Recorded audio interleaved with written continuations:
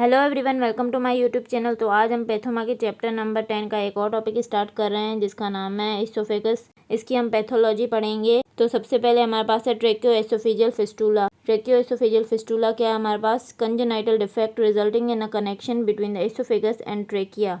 तो हमारे पास ट्रेकियो oesophageal fistula क्या है? इसमें हमारे पास क्या होता है कि कंजेनाइटल डिफेक्ट होता है, मतलब ये पैदाइशी डिफेक्ट होता है जिसकी वजह से क्या होता है कि हमारे पास एसोफेगस और ट्रेकिया के बीच में एक कनेक्शन बन जाता है। Most common variant consist of proximal oesophageal atresia with the distal oesophagus arising from the trachea.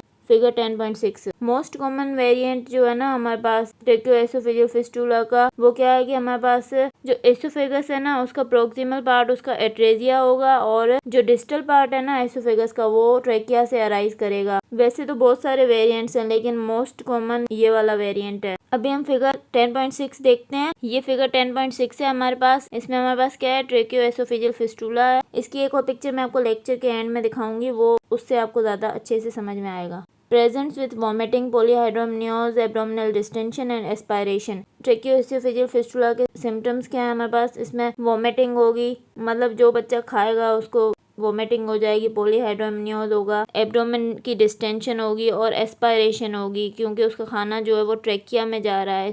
दूसरा टॉपिक है हमारे पास एसोफेजियल वेब। एसोफेजियल वेब क्या है हमारे पास? Thin protrusion of oesophageal mucosa most often in the upper oesophagus. Oesophageal web क्या है हमारे पास? जो एसोफेजियल म्यूकोजा होता है ना उसकी थिन प्रोट्रूजन हो जाती है। मोस्टली ये हमारे पास अपर एसोफेगस में एसोफेजियल वेब बनते हैं। Presents with dysphagia for purely chewed food. इसमें सिम्टम क्या होता है कि डिस्फेजिया होता है जो पुअरली च्यूड फूड होता है ना उसके लिए। पुअरली च्यूड फूड मतलब कि वो खाना जो हम सही से नहीं चबाते और swallow कर लेते हैं, तो हमें तो डिस्फेजिया नहीं होता लेकिन इस पेशेंट को डिस्फेजिया होगा उस खाने से। Increase risk for oesophageal squamous cell carcinoma. Oesophageal web अगर किसी को होता है ना तो उसमें इंक्रीज रिस्क हो जाता है एसोफेजियल स्क्वामस सेल कार्सिनोमा का, मतलब कि उसको कार्सिनोमा आगे चलकर हो सकता है। Plummer Vinson syndrome is characterised by severe iron deficiency anaemia, oesophageal web and beefy red tongue due to atrophic glossitis. Plummer Vinson syndrome होता है उसमें हमारे पास क्या होता है कि सीवियर आयरन डेफिशिएंसी एनीमिया होता है और एसोफेजियल वेब होते हैं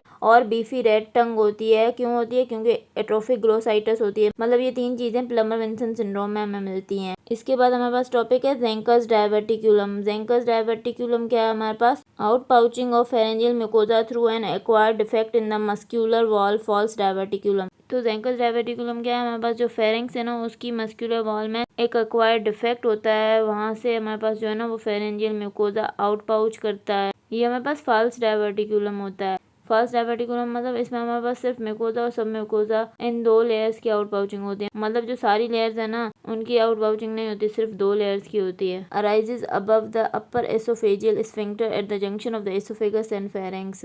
ज़ेंकस डायवर्टिकुलम कहाँ पे हमारे पास अराइज करता है? अपर एसोफेजियल स्फिंक्टर के ऊपर। कहाँ पे? जंक्शन जहाँ पे होता है हमारे पास एसोफेगस और फेरेंक्स का, वहाँ पे। Presents with dysphagia, obstruction and halitosis, bad breath. तो इसमें हमारे पास सिम्टम्स कौन से आते हैं? डिस्फेजिया मतलब कि पेशेंट को स्वेलो करने में डिफिकल्टी होती है, ऑब्स्ट्रक्शन फील होती है, कुछ भी वो खाता है ना वो नीचे नहीं जाता उसका, मतलब डायवर्टिकुलम में वो चीज़ें फंस जाती हैं सारी, मतलब वहीं पे जमा होती रहती हैं। और हेलिटोसिस मतलब बैड ब्रेथ, मतलब सारी चीज़ें वहाँ पे डायवर्टिकुलम में जमा हो रही हैं तो इस वजह से बैड ब्रेथ आती है, हेलिटोसिस होती है। अब हमारे पास टॉपिक है मेलरी-वी सिंड्रोम। मेलरी-वी सिंड्रोम क्या है? Longitudinal laceration of mucosa at the gastro-oesophageal junction. Mallory-we syndrome में क्या होता है कि हमारे पास लॉन्गिट्यूडिनल लेसरेशंस आ जाती हैं म्यूकोजा में। कहाँ पे होती हैं ये? गैस्ट्रोएसोफेजियल जंक्शन होता है ना जहाँ पे, वहाँ पे ये लॉन्गिट्यूडिनल लेसरेशंस आ जाती हैं, मतलब कि जहाँ पे एसोफेगस स्टमक से ज्वाइन कर रहा होता है ना, जो जंक्शन होता है वहाँ पे। Caused by severe vomiting usually due to alcoholism और बुलिमिया। मतलब कोई ऐसा बंदा जो सीवियर वोमिटिंग करे, मतलब उसने अल्कोहल पिया उसके बाद वो सीवियर वोमिटिंग कर रहा है, या बुलिमिया के पेशेंट्स होते हैं वो सीवियर वोमिटिंग करते हैं तो उनमें ये हो जाता है मेलरी-वी सिंड्रोम। बहुत ज़्यादा वो ऐसे जोर लगा के वोमिटिंग करते हैं ना तो उससे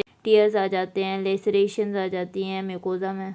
प्रेजेंस विद पेनफुल हेमेटोमेसिस, इसमें मतलब पेनफुल हेमेटोमेसिस होती है, मतलब कि इसमें खून की उल्टी आती है लेकिन वो उसमें बहुत ज़्यादा पेन होता है। Risk of Boerhaave syndrome, rupture of oesophagus leading to air in the mediastinum and subcutaneous emphysema. Mallory syndrome अगर किसी को होना तो उसमें रिस्क होता है कि उसमें बोरहाफ सिंड्रोम भी हो सकता है। बोरहाफ सिंड्रोम क्या है, हमारे पास एसोफेगस ही रप्चर हो जाए, मतलब पहले सिर्फ उसको लेसरेशन थी लेकिन उसको ये ख़त्म ही नहीं हुआ मेलिरी वी सिंड्रोम, उसको फिर आगे चल के बोरहाफ सिंड्रोम हो गया, उसका एसोफेगस रप्चर हो जाएगा, जिसकी वजह से क्या होगा कि एयर मीडियस्टिनम में आ जाएगी और सबक्यूटेनियस एम्फाइसीमा हो जाएगा। तो ये हमने जो कुछ डिजीज़ पढ़ी हैं एसोफेगस की, इनकी मैं आपको पिक्चर्स दिखाती हूँ, बाकी जो डिजीज़ है ना वो हम नेक्स्ट लेक्चर में पढ़ेंगे। तो ये हमारे पास क्या है, ट्रेकियोएसोफेजियल फिस्टुला की डायग्राम है। इसमें आप देख सकते हैं ये हमारे पास क्या है, एसोफेगस है और ये हमारे पास क्या है, ट्रेकिया है। आप देखें ये प्रोक्सिमल एसोफेगस का यहाँ पे क्या है, एट्रेजिया है, और जो हमारे पास डिस्टल एसोफेगस है ना वो ट्रेकिया के साथ अटैच है। तो ये हमारे पास मोस्ट कॉमन वेरिएंट है ट्रेकियोएसोफेजियल फिस्टुला का। ये हमारे पास एसोफेजियल वेब की डायग्राम है, ये आप देख सकते हैं, ये हमारे पास वेब बना हुआ है, ये थिन प्रोट्रूजन हो गई है एसोफेजियल म्यूकोजा की। ये हमारे पास ज़ेंकस डायवर्टिकुलम की पिक्चर है, इसमें आप देखें ये हमारे पास इंफीरियर फेरेंजियल कंस्ट्रिक्टर मसल है और ये हमारे पास क्या है, क्रिकोफेरेंजियस मसल है। इन दोनों के बीच में हमारे पास क्या होता है, किलियंस ट्रायंगल होता है। ये हमारे पास एक वीक स्पेस होती है, यहाँ से हमारे पास क्या हो जाती है, आउट पाउचिंग हो जाती है, ज़ेंकस डायवर्टिकुलम बन जाता है। ये आप देख सकते हैं ये डायवर्टिकुलम है। ये हमारे पास मेलिरी वी सिंड्रोम की पिक्चर है, इसमें आप देख सकते हैं ये यहाँ से हमने एक क्रॉस सेक्शन लिया है। यहाँ पे आप देखें जहाँ पे हमारे पास एसोफेगस और स्टमक का जंक्शन है ना, वहाँ पे हमारे पास ये टेयर है। ये देखें ये लॉन्गिट्यूडिनल टेयर्स, ये क्यों होते हैं, क्योंकि ये बहुत ज़्यादा सीवियर वॉमिटिंग अगर कोई करे तो उसमें ये टेयर्स हो जाते हैं। ये लिखा हुआ है Mallory Weiss tear is a tear in the mucosal layer at the junction of the oesophagus and stomach. I hope कि आपको डायग्राम से ज़्यादा अच्छे से समझ में आया होगा। अगर आपको मेरा लेक्चर पसंद आया तो प्लीज़ मेरे चैनल को सब्सक्राइब करें, लाइक करें और बेल आइकन को प्रेस करें। Thank you.